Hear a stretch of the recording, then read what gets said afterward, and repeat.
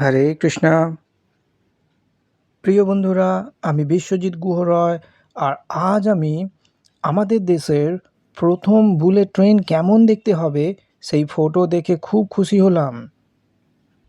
দিল্লিতে রেল ভবনে rail ministry থেকেই গতকাল এই ফটো মানুষের সামনে আনা হয়েছে। দারুণ দেখতে লাগছে, কালারগুলো খুব ভালো লাগছে। গেরুয়া কালার আমার দেখতে খুব ভালো লাগে। এই ট্রেন আমাদের দেশেই ডিজাইন করা হয়েছে। আমাদের দেশের কয়েকটা কোম্পানি এই ট্রেন বানানোর জন্য একসাথে কাজ করছে।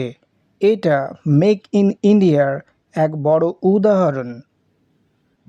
এই ট্রেনের ম্যাক্সিমাম স্পিড রাখা হয়েছে 280 কিলোমিটার পার আওয়ার, কিন্তু 250 কিলোমিটার পার আওয়ার স্পিডেই এই ট্রেন চলবে। মানে 280 কিলোমিটার পার আওয়ার এটা অ্যাকচুয়াল স্পিড হলেও এই ট্রেনটাকে চালানো হবে 250 কিলোমিটার পার আওয়ার স্পিডে।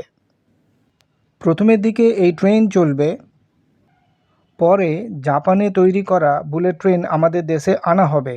আর ওই জাপানে তৈরি করা বুলেট ট্রেনগুলোর স্পিড হবে 350 কিলোমিটার পার আওয়ার, মানে 350 কিলোমিটার প্রতি ঘন্টা।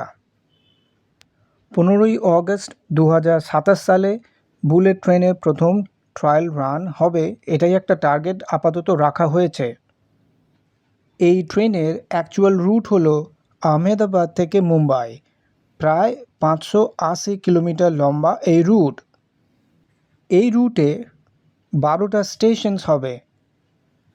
প্রায় 1,08,000 টাকা খরচ হবে এই পুরো রুটটা রেডি করতে। 2017 সালে কাজ শুরু হয় আর 2029 সালে পুরো রুটটা রেডি হয়ে যাবে।